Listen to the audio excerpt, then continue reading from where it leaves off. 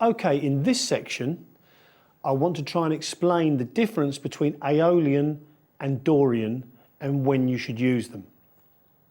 Now, if you play an A minor chord on its own, or A minor 7 as I'm playing now, with no other chords, most of the time that will be Dorian.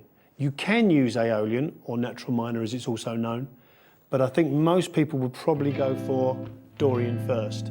But I do urge you to try them both and choose the one you like the sound of. However, the thing that really will tell you which scale it should be is if there's any chords that follow it. So for example, if you had A minor 7, then you had a D7, followed by a G, back to an A minor 7. That tells me that that's chord 2 of G major, chord 5 of G major, and chord 1 of G major, obviously. So there it will be Dorian because A Dorian, A minor 7, is the second chord and second mode of G major. However, if the chord progression goes like this, A minor 7, F, G,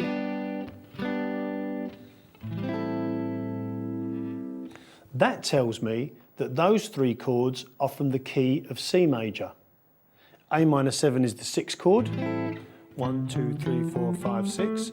F is the 4 chord, 1, 2, 3, 4, and G is the 5 chord, 1, 2, 3, 4, 5. Okay, and we know that Aeolian or natural minor is the 6th mode of C major, so that will be the scale to play.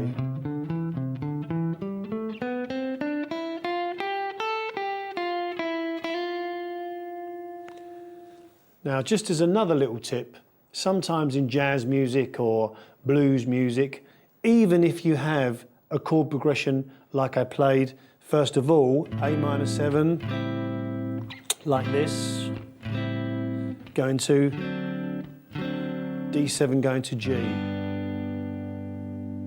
Okay? Sometimes people will play both scales, okay? They may ignore that that is chord 2 of G and they may just choose to see it as chord 6 of C, or they'll just mix the two scales up because they like the sound. Okay, so although I'm telling you what would be considered the correct theoretical use, don't be afraid to use both scales, practice and experiment, and then decide the sounds that you like, be it either or both. Now, I've put together a modal backing track so you can practice the A, Aeolian or natural minor scale over it.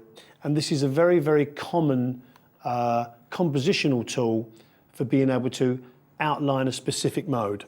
Now, what you do is you take the 4 and 5 of the key that you're working from, and in this case, I've chosen the key of C, okay? So that would be F and G. And what I've done is F5 and G5, and then I've put an A note underneath it.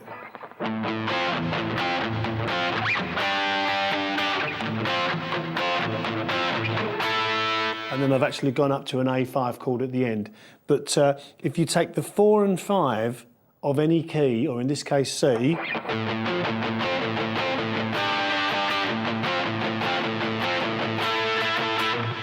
and then put any of the notes from that key underneath it, whichever note you put underneath will be the mode that you will use. So in other words, if you put that F and G in the riff and then put an E bass underneath, it would be E Phrygian. If you put a C bass underneath, it would be C major or C Ionian. If you put a D bass underneath, it would be D Dorian and so on. I've chosen to put an A underneath it to make it A Aeolian. Now, if you don't understand this fully, don't worry, because I know there's a lot of information, but take my word for it, A Aeolian will fit perfectly over this scale.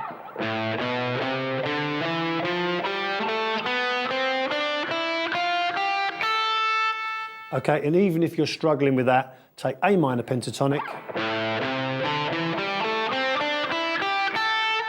add a note, a semitone above the 5th, and add a note, a tone above the root. And you will have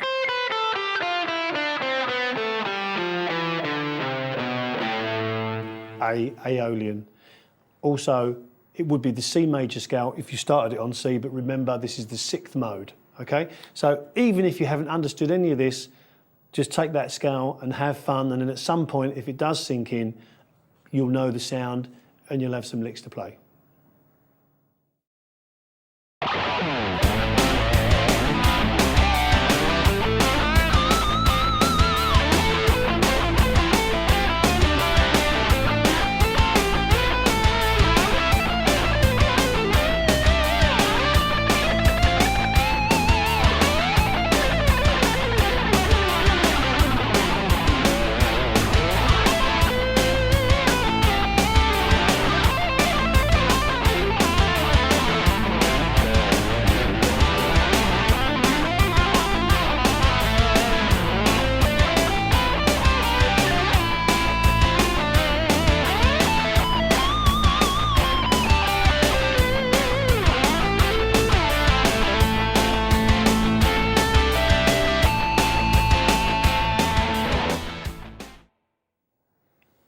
Okay, so there you saw me play a solo using exclusively the Aeolian mode.